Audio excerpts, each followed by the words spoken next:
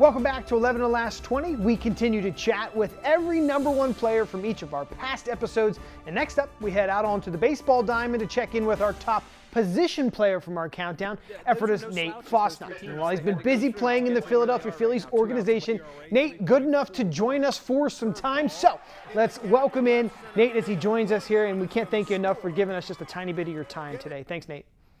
Absolutely. It's awesome to be on. Yeah, well, thank you again for coming on here. And I wanted to ask you, can you update people as to kind of where you are in the Phillies organization? You know, what level are you currently at right now? So last year I was on the Williamsport Crosscutters, which was the short season low A level for the Phillies. Just from spring training and everything from this year, from the short time we had down there. I probably would have been somewhere in the full season low A or high A levels this year. But that's kind of all up in the air. But yeah, I know it's kind of a weird time for everybody in baseball, honestly. And as we wait for the Philadelphia Phillies to get cranking here in July, can you kind of take us back to the moment that you were drafted there in the 8th round, I believe? What was that like? Where were you when you found out? Yeah, it was awesome. I was actually at my brother's apartment down in Arlington, Virginia, which is right by where I went to school. And had my parents there, girlfriend, brother. We had my sister FaceTimed in, so she was listening and everything. And it was a whirlwind of a day because you have every single team reaching out to you, contacting you, and like one move can change which team's going to take you. So it was a whirlwind of a day, but I mean, ended up being the Phillies and couldn't be happier. So. Right, from what I heard, you know, a team you'd rooted for your whole life there growing up. Yep. When we look back at your high school career, pretty good high school career, do you have a memory or two that you really kind of latch on to when you think about the Ephrata Mounts? I mean, that district title win was awesome. Going to states, being one of the first teams in Ephrata history to be able to go to states was incredible. Just working with Shelly was an awesome experience, and it really helped me grow for my college career and into pro ball still. All right. So I think 2016, if I remember correctly, was that district championship. I believe it was 2016. Pretty good moment for the Mounts. Did you have a favorite team to face when you were playing for Ephrata? Was there a team that you really enjoyed or maybe did really well against? I can't say a particular team. It was just kind of hyper competitive against everyone that we played against. I mean, we probably played CV and Garden Spot the most. So I'd probably put those two up there. But.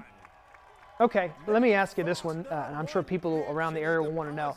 When Ephrata did the whole first and third stealing scenario that, you know, you became famous for, but then everybody knew you were going to do it and you still were mostly successful at it, what was that? What went into that? How are you guys able to pull that off even though everybody in the whole stadium knew you were going to do it? It's honestly just a gamble on everyone being able to 100% make the play, catching the simple things of baseball, catching and throwing. And I mean, at the high school level, it's hard to get that 100% of the time. And taking those chances to score that one run that might give us the lead and give us the win that day, it's a gamble that we were willing to take, and it really pushes the other teams to be perfect at what they're doing. Well, you guys must have practiced that a lot because we saw it a lot every time we were there. And like I said, I would say about 75% of the time it worked. So, again, can't thank you enough for coming on here to chat with me. We'll let you get back to training and hopefully at some point getting back on the field with the Phillies somewhere in their organization. But thank you so much for coming on today. Absolutely. Nice talking to you. Next, we're switching gears from the baseball diamond to the softball field. Our number one softball player the last 20 years was able to dominate hitters from the circle right from the start, her freshman year, and posting an impressive 4-year career. Warwick Durr holds school records in strikeouts and ERA for both a season and a career, and in her senior year, she went 24-2 as a starter with a minuscule ERA of 0.13. Let's welcome in Warwick Athletic Hall of Famer Sam Durr to the program. Sam, thanks for coming on. Thanks for having me. Yeah, well, when you hear all of those stats and you saw the talented list of ladies on our softball list, how did it feel? How'd you react when you saw that you had made number one? Yeah, so Coach Hove told me to watch, and during actually the quarantine, rain anyway. My husband actually made the football list, so it was pretty neat to watch. And so we were wondering when softball was going to happen. And so my parents and I, we started talking a couple days before the softball list came out, and it was one of those. I felt honored just to be a part of it, just to be a part of the top 11, let alone number one. Courtney Gingrich was always my idol growing up through Warwick. She actually babysat me. She lived in my childhood neighborhood. And then I ended up being a manager for the softball team my middle school years. So to be kind of just in the realm of my softball idol was definitely an accomplishment in itself. But to be number one was really neat. And I was sitting around with my family and my husband when the video came out. So it was a really special moment. That's really cool. Yeah, and we got a husband and a wife duo on there. We've got a lot of cool duos on our countdowns. Hey, when we talk about those stats, I mean, they're just so impressive, especially that senior year. You know, what do some of those records and stats mean to you now that you can kind of reflect back on them from years ago? Yeah, I mean, I knew that we didn't lose a lot of games my senior year, but I didn't know my ERA was that. But I always credited my entire team. I truly think that a softball team is all about those 9 girls, and then obviously the coaches and the girls on the bench, they're just as important. So my biggest thing, like growing up and going through softball, was to get ahead in counts. So I remember my senior year, we were halfway through the entire year, and my head coach, Don Miller, was like, you haven't walked a batter yet this year. And I didn't even know, but it was something of just working ahead in counts. And now that I coach, I tell all of my pitchers that too. I think there's just something to say about getting ahead in counts, because once you have that first pitch strike, you can do so much more. And I truly credit that and all of my teammates and defense behind it. Yeah, some great advice, and it's probably been good for you to be able to work with some Warwick softball players over the years. I'm curious, when we watched the episode about softball and we saw your piece, it focuses on the 2010 perfect game you threw against Manheim Central. Now, when you think back at being in the moment of that, early on, what was it like to be going on in that, and were you aware that you were kind of working on a perfect game? I remember going into that game because when we play Manheim Central, it's always at the beginning of the season. So usually at the beginning of the season, so many things can happen, that you're new, you don't know what you want to work on, what you need to work on, all of that. And so going into it, I actually did pitching lessons with Alexa Campbell. Her and I would drive together to our pitching lessons. I ended up playing college softball with Sam Ginder. So those were just 2 of the many names for Manheim Central that we knew were going to be good. But we also knew going into our my senior year, that we had a really, really good team. So I remember going through and getting through like the first 3 innings and being like, okay, like we got ahead early on Alexa, which was big for us because she doesn't give up too many runs either. And then about the 4th or 5th inning, somebody in the dugout said something about, I don't think a batter has been allowed on base for Central. And I remember the coaches shushing her and everything. And then I kind of started to think about it, but being that sort of superstitious, you don't want to talk about it or anything. So I just was like, you know what, we're going to just keep staying the course. I knew we had a couple runs on us, like up. So as far as just staying the course and making sure, going through. But it was really neat to reflect back on it then now, because I kind of forgot about, because I had graduated at that point, that same Central team made it to the state finals the next year. So it was a really cool experience knowing that, that we beat them the year before, and it was a perfect game. So it was a really good experience. Just another great accomplishment in your career, made it now into the Warwick Athletic Hall of Fame. Sam, thanks so much for coming on, having a conversation with us, and we look forward to seeing you back out there helping coaching Warwick softball next spring. Yes, thank you. Have a great rest of your day. Back to the baseball diamond for another quick chat. This time, we're catching up with our #1 baseball pitcher from the last 20 years. And wouldn't you know it, he's also from Warwick. Adam Zipko had a strong career with the Warriors that ended up earning him all-state honors, and he eventually went on to have a great career with the Millersville Marauders, not only becoming a Division II All-American, but was in the conversation as Division II Player of the Year in 2014. So let's bring on Adam Zipko right now. Adam, I have to ask you right out of the gate here, what was it like to be in that race for Player of the Year? It was pretty amazing. I wouldn't say I expected it. Honestly, I wasn't even sure the award existed until towards the end of the year when we started seeing some of the lists and the watch lists. So it was pretty humbling seeing some of the guys that I was up there with, especially as the draft came along and started seeing some of them go off the board. So it was pretty cool. But that year as a whole was a wild ride for all of us. Yeah, awesome. Now, I got to go back to your high school days here. When we watched our pitchers episode, a lot of the coaches talked about your unorthodox throwing motion. How did that come along? Where did you develop that? I would just say it was really natural. It wasn't something that anyone taught me. Growing up, my dad really never changed it when he saw that I had a low arm slot. No coaches really ever tried fixing it, which was nice. And that's something that even as I started coaching some younger kids with travel ball, just doing what's natural, I think is important, especially as you're growing up. So it was really something that was natural. It wasn't really coached. Okay, I was always curious, was there a year in your varsity, sophomore, junior, senior, that you really felt finally comfortable throwing at that angle? I think I was throwing at that angle most of growing up until I would go into the outfield. I'd bring it up over the top a little more just to make sure I wasn't throwing any two-seamers into the cutoff guys. But no, it was something that I really did throughout my whole career. It never really, it wasn't like with a snap of a finger I changed it either in high school or college. I just kept throwing from the same arm slot and whatever was comfortable. All right, so when we think about your high school days, and I'm sure you have plenty of favorite memories. Can you think of a favorite memory or maybe like a favorite team to pitch against in your career for Warwick? Well, without a doubt, a favorite memory was dogpiling after the 2008 district championship. I wouldn't even say that I'd played a vital role on that team. I was more one of the behind-the-scenes guy. I was actually bouncing up and down from JV to varsity that year, but that was just so cool to be a part of a team accomplishment like that, and then ending the year with a dog pile at districts. Unfortunately, it didn't work out for us in states that year, but that was a really neat team to be a part of. Favorite team to pitch against? Probably team to pitch against Manheim Township. We developed a pretty strong rivalry with them in most sports. I did play soccer as well and kicked for the football team, but they were by far our biggest rival in baseball. They always had a really good team, a strong team, and we had a lot of good games against them. So I'd say that was probably my favorite team to compete against. All right, last one before we get you out of here. The start to your senior year, from what we heard on our episode, was pretty fantastic. I think you had something like 8 complete games to start the season. Do you remember, kind of how you came out of the gates and how you were feeling, as you were pitching so well? Yeah, I mean, I think the key to my success was really throwing strikes and letting the defense work behind me. I wouldn't consider myself to be an overpowering strikeout pitcher. I got a lot of ground balls, so hats off to all the infielders that I've had over the years. But they were always busy. I always kept the tempo up too, kept the defense on their toes. That way they were always ready.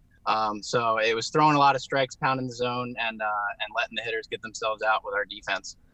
All right, well, Adam Zipko, appreciate you coming on here and really appreciate you having the conversation with us here on the show.